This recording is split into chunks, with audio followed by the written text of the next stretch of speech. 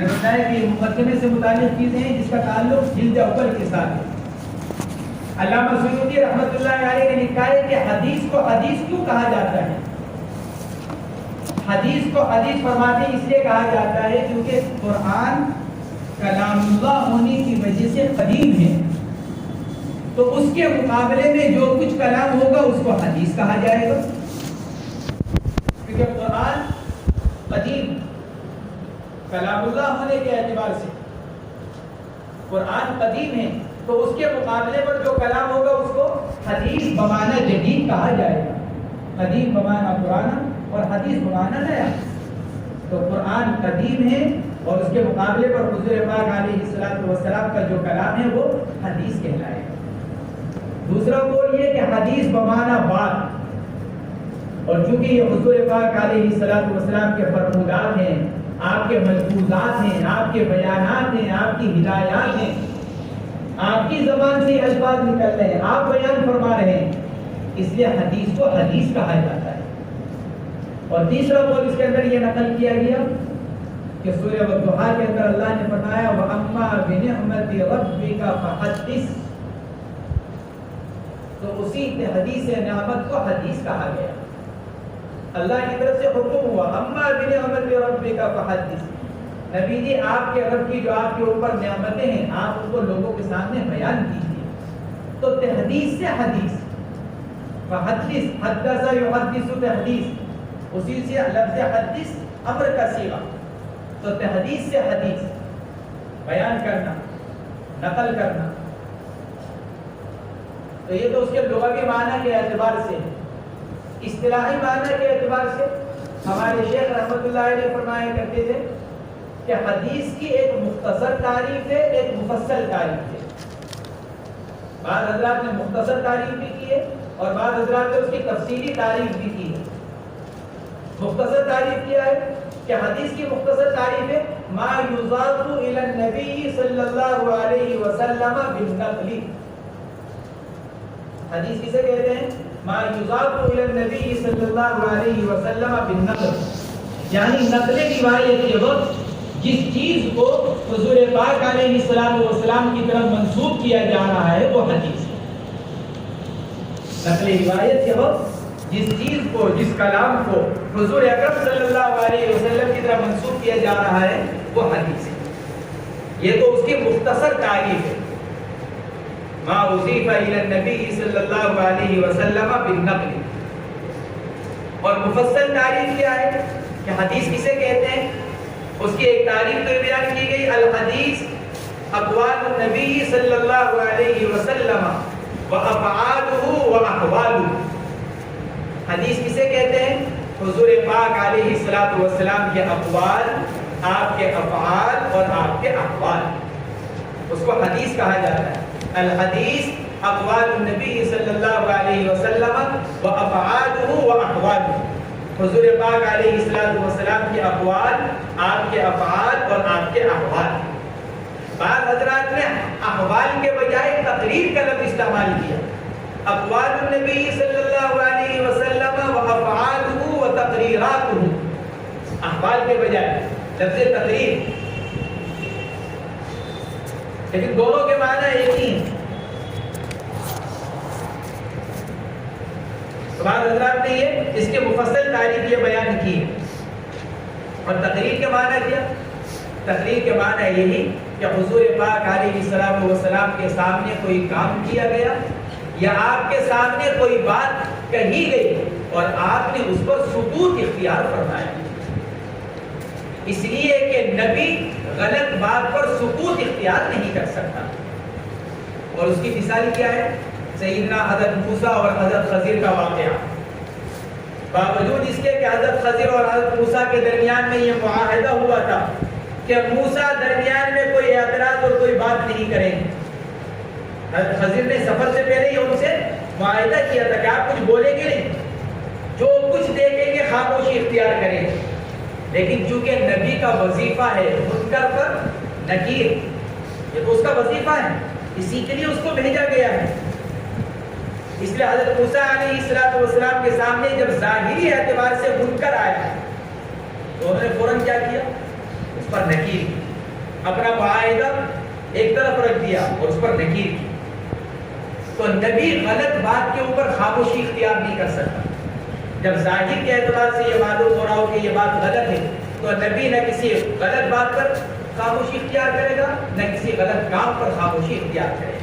حضور پاک علیہ السلام کے سامنے کوئی کام کیا گیا یا کوئی بات کہی گئی اور آپ نے اس پر خاموشی اختیار کی، آپ نے اس پر نکیر نہیں فرمائی، رد نہیں کیا، تو یہ تقریر کہلاتا ہے۔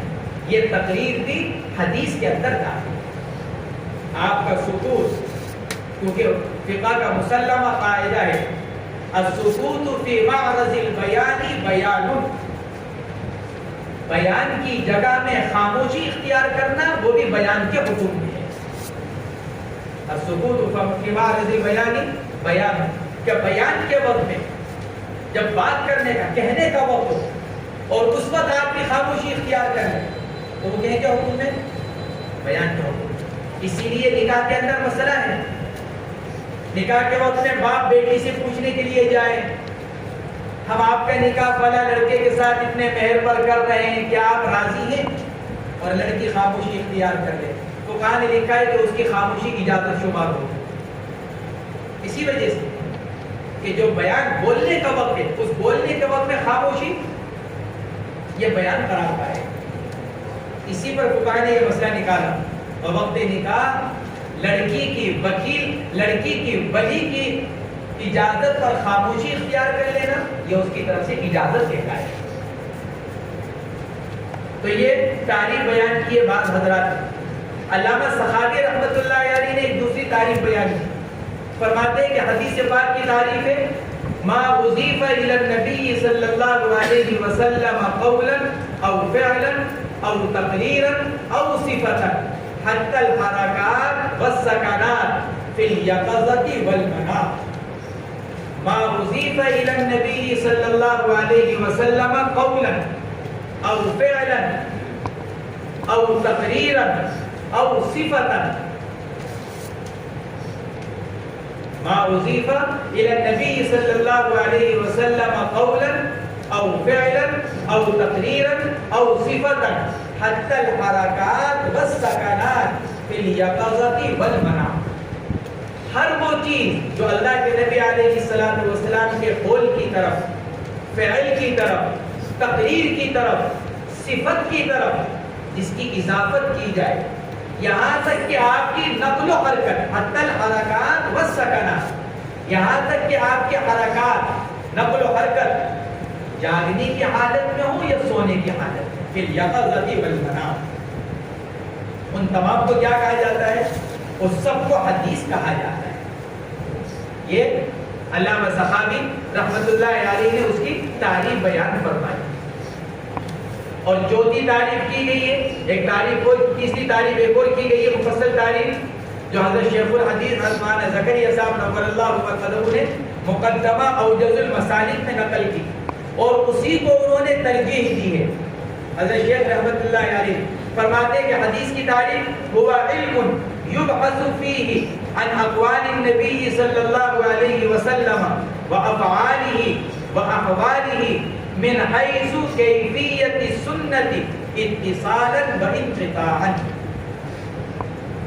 ہوا علم یبحث فیہ عن اقوال النبی صلی اللہ علیہ وسلم وافعالہ واحوالہ من حیث کیفیت السنت اتصالا وانقطاعا۔ حضرت شیخ رحمۃ اللہ علیہ نے یہ حدیث نقل کی اور فرمایا کہ میرے نزدیک ترجیح اسی کو ہے۔ حدیث کے ساتھ ساتھ ایک لفظ اور استعمال ہوتا ہے اثر، حدیث کے ساتھ ساتھ ایک لفظ اور استعمال ہوتا ہے اثر۔ اب اس میں اختلاف ہے کہ آثار صحابہ اور آثار تابعین حدیث کے تحت داخل ہیں یا نہیں۔ آثار صحابہ اور آثار تابعین کو حدیث کہا جائے گا یا نہیں، اس میں اختلاف ہوا۔ شیخ الاسلام علامہ ابن تیمیہ اور علامہ کرمانی وغیرہ کی رائے یہ ہے کہ آثار صحابہ حدیث کے تحت داخل نہیں ہے۔ علامہ ابن تیمیہ، علامہ کرمانی وغیرہ کی رائے ہے۔ بعد کے علماء میں مشہور غیر مقلد علامہ صدیق حسن خان صاحب قنوجی رحمۃ اللہ علیہ، ان کا رجحان بھی یہی رہا ہے کہ آثار صحابہ اور تابعین احادیث کے تحت داخل ہیں، لیکن محققین محدثین اکثر سلف ائمہ ان حضرات کا قول یہ ہے کہ آثار صحابہ احادیث کے تحت داخل ہیں۔ اکثر سلف کا قول یہی ہے کہ آثار صحابہ احادیث کے تحت داخل ہیں، اور وہ ان پر احادیث کا اطلاق بھی کرتے ہیں۔ اکثر سلف آثار صحابہ پر احادیث شریفہ کا اطلاق کرتے ہیں۔ حضرت عمر بن عبدالعزیز، امام مالک، امام شافعی، امام احمد، یحییٰ بن سعید القطان، امام ابو یوسف، امام محمد، ان تمام حضرات نے آثار صحابہ پر حدیث کا اطلاق کیا۔ خود کتاب امام محمد کی کتاب الآثار، کتاب الآثار صحابہ کرام کی بھی اقوال اس میں نقل کی ہے، لیکن مراد ان کی کیا ہے؟ احادیث۔ حضور پاک صلی اللہ علیہ وسلم کی احادیث بھی نقل کی اس کے اندر، اور حضرات صحابہ کرام کی احادیث بھی نقل کی۔ اور کتاب کا نام کیا لکھا؟ کتاب الآثار، آثار جمع اثر کی۔ گویا کہ امام محمد نے آثار صحابہ پر حدیث کا اطلاق کیا، اور حدیث کے تحت اس کو لے کر آئے۔ تو عمر بن عبدالعزیز، امام شافعی، امام مالک، امام احمد بن حنبل اور امام ابو یوسف، یحییٰ بن سعید قطان، امام محمد، یہ تمام حضرات نے صراحت کی ہے اس بات کی کہ آثار صحابہ یہ احادیث کے تحت داخل۔ ہمارے شیخ حضرت مولانا یونس صاحب رحمۃ اللہ علیہ یہ فرمایا کرتے تھے، دونوں قولوں کے اندر تنبیہ دیتے ہوئے کہ اصل تو حدیث وہی ہے جو حضور پاک علیہ السلام سے نقل کیا گیا۔ اصل تو حدیث وہی جو حضور پاک علیہ السلام سے نقل کی گئی۔ آثار صحابہ اور تابعین پر حدیث کا اطلاق از قبیل مجاز ہے، مجازن ان کو حدیث کہا جا رہا ہے، ورنہ در حقیقت حدیث تو کیا ہے؟ جو صرف حضور پاک علیہ السلام سے نقل کیا ہے۔ فرماتے تھے جو حضرات آثار صحابہ اور تابعین کو حدیث قرار دیتے ہیں وہ از قبیل مجاز قرار دیتے ہیں، از قبیل حقیقت وہی احادیث ہیں جو حضور پاک علیہ السلام سے نقل کی گئی۔